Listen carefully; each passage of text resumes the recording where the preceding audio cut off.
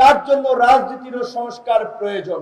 অবৈধভাবে অর্থ কামিয়ে ছেলে মেয়ে স্ত্রীকে বাইরে সেটেল করে দেয়, তখন বাইরের দেশে বাংলাদেশের এই লুটেরাদের কারণে বেগম পাড়া গড়ে ওঠে, সেকেন্ড হোম তারা গড়ে তোলে। কাজে এই দুর্বৃত্তায়িত রাজনীতির চরিত্র এবং বৈশিষ্ট্যের যদি আমরা বদল করতে না পারি, তাহলে এই জুলাই বিপ্লব ব্যর্থ হবে, এই বিপ্লব বেহাত বিপ্লবে পরিণত হবে। তার জন্য আমরা বলছি, রাজনৈতিক দলগুলো ক্ষমতায় গিয়ে যেন দানব হয়ে উঠতে না পারে, জনগণের বন্ধুর কথা বলে যেন জনগণের উপরে নির্যাতন নিপীড়ন করে প্রভুর ভূমিকায় অবতীর্ণ হতে না পারে, তার জন্য রাজনীতির সংস্কার প্রয়োজন।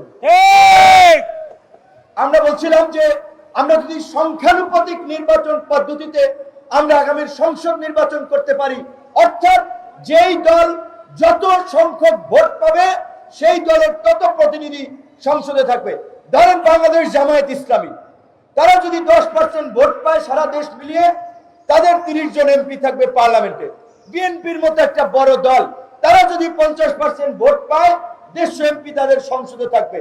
গণ অধিকারের মতো উদীয়মান এবং বর্তমানে সবচেয়ে জনপ্রিয় একটি রাজনৈতিক দল, যারা এই গণ অভ্যুত্থানের পটভূমি তৈরি করেছে 18 সালের পুরো সংস্কার আন্দোলনের মাধ্যমে, এবং এই ছাত্র এবং যুবকদের মধ্যে বিদ্রোহী বিপ্লবী চেতনার বীজ বপন করে, তারা যদি ধরেন 40, 50, 30% ভোট পায়, সেই অনুপাতে তাদের প্রতিনিধিত্ব থাকবে। তাহলে কি সংসদে সকল রাজনৈতিক দলের প্রতিনিধিত্ব থাকতেছে?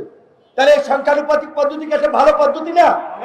এখন অনেকে বলছে যে আওয়ামী লীগ গত 15 বছর যেভাবে অবৈধ টাকা পয়সা বানিয়েছে, তারা নির্বাচনে টাকা দিয়ে ভোট কিনে নির্বাচনকে প্রভাবিত করবে, তারাও এই আনুপাতিক হারে আসলে তারাও কিছু সিট পাবে।